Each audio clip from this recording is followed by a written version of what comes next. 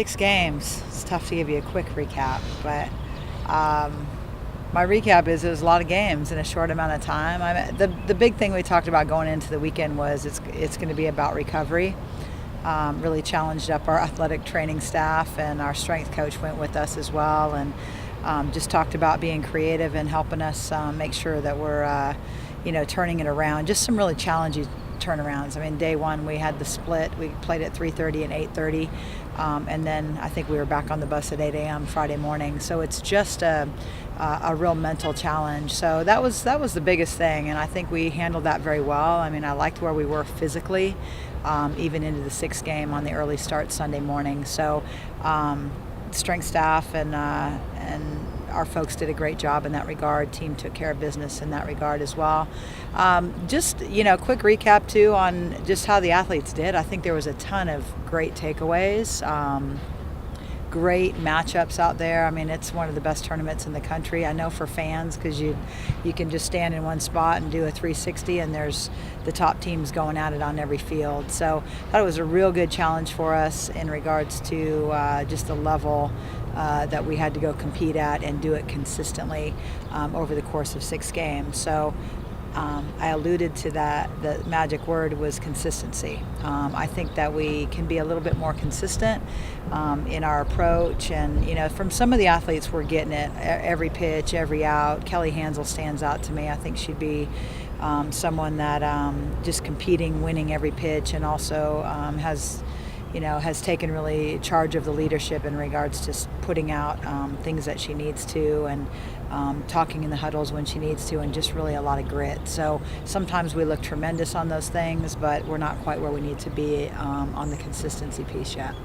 And to play that many, ranked opponents, and be in some close games against some top teams, Washington, Arizona State, beating Tennessee and Notre Dame.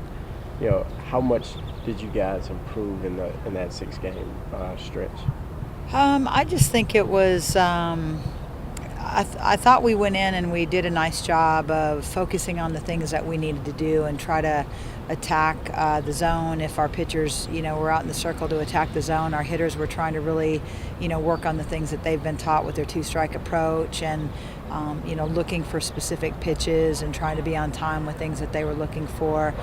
But we just weren't consistent with those things. We had, feel like we may have a walk and then we'd have an error. And we gave the other teams momentum a little bit too often, and specifically in the early start of the ASU game, coming off the big Tennessee win. That's something our squad needs to recognize. You have a 20-minute turnaround in between games, but you can't feed momentum to that good of a team. And we kind of followed up with that. We just fed them with a walk, and then an error, and then a hit, and you can't spot teams of that caliber those kinds of opportunities. In the middle of the grind, no time to really reflect on the weekend. You got Texas State coming up tomorrow. What are you expecting in that game, and how much will that game prepare you for the big weekend in Arizona? Well, we'll just take it one day at a time. I mean, we get one day of practice this week, so we're excited to get after it, have some good things scheduled in, mostly focused on the things that we need to do better as opposed to any one opponent that we're going to face. But, we'll take some look then tomorrow pregame, and talk about Texas State specifically and what we'll see from their hitters and from their pitching staff. And then, it'll be competitive. I mean, obviously it's a great, kind of a regional matchup for us midweek. And, we'll talk to our squad that, hey, it can be, you can't have any letdowns. I mean, you got to come back and you got to really get after it. This has implications as you get down the stretch for potentially hosting and when you're getting these regional matchups. So it's important for us. So we'll go at them with our best. And I'm glad that it's on our turf with as much travel as we have going on the bookending of the weekends. But it should be a great matchup.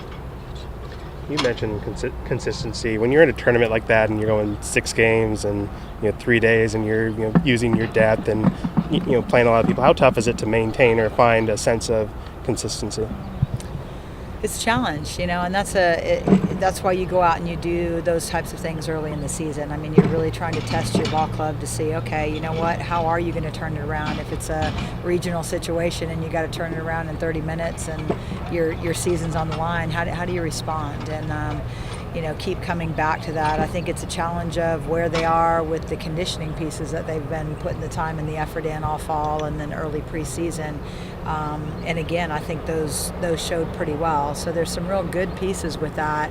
And, consistency really is just about the mental side of the game. And, our game beats you up a little bit. I mean, you're going to fail a lot more times than you succeed. You hear that from everybody that you talk to. But, just really tried to get at it's about competing on the next pitch, win the next pitch. If you get a little Texas leaguer that drops in, then, turn to your teammates and fire them up. You're on base. Don't get down that you maybe didn't get into the pitch as well as you wanted or something like that, because there's going to be your next at bat, you'll get into a pitch, you'll hit a screaming line drive, and you'll be going back to the dugout. So it's just you've got to take what the game gives you and respect the game and keep playing and keep competing. And I thought we did a good job. I really think in the ASU game, quite honestly, I mean, we fed them all kinds of momentum early, but our mentality to continue to chip away, and we had opportunities to tie that game up, tying run at the plate, and we kept kind of roaring back, and that bodes well for the types of things that we've talked to our team that we're looking for. We're always looking at controllable items right now, and it's effort and your passion for the game, and let the other things take care of themselves. So I think we rated pretty good in that. We're not where we need to be, but we rated pretty good on that in this weekend out in Palm Springs.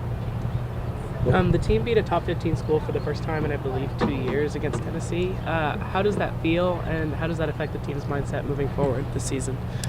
Yeah, I don't know the stats. I'd have to ask Brian that. But I thought that, every team is good right now, quite honestly. I think the pollsters are having a hard time figuring out how they go about business. So I'm excited that we beat Tennessee, but Missouri was a great ball club. The Notre Dame win was huge. Notre Dame turned around and beat OU the next day. I mean, there's a lot. You don't have an easy opponent out there, regardless of who you're facing. So, it's great. It looks great on paper, but we've got to go out and compete, and it really doesn't matter what the poll says. We've got to go out and compete day in and day out.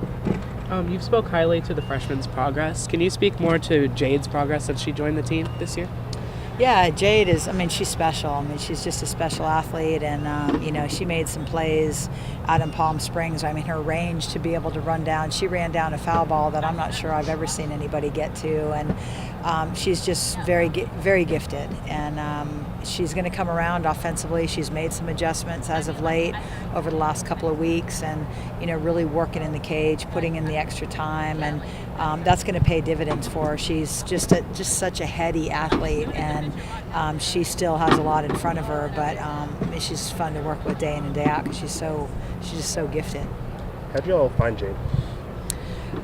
Jade actually was recommended to me by a old college teammate out in Southern Cal that was a club coach out there, and she just called me and said, Connie, I got an athlete that came over from the baseball side, and I'm picking her up for nationals. It was a real late get for this club team a few years ago, and she plucked her off of a baseball field. She was working out with her dad's team, but saw a little ponytail flapping going, oh, that's a girl over there, and pulled her to come over with the Cal Light team, and I heard about her and went and watched her, and our staff went and watched her and said, wow, yeah, absolutely, we need to take a chance on trying to shape her swing up a little bit. But outside of that, she plays defense as good as anybody in the country and has the ability to do that. She's young, so she's got to compete pitch to pitch still, and do the things that we want to see her do, but really special, and just a tremendous find for us.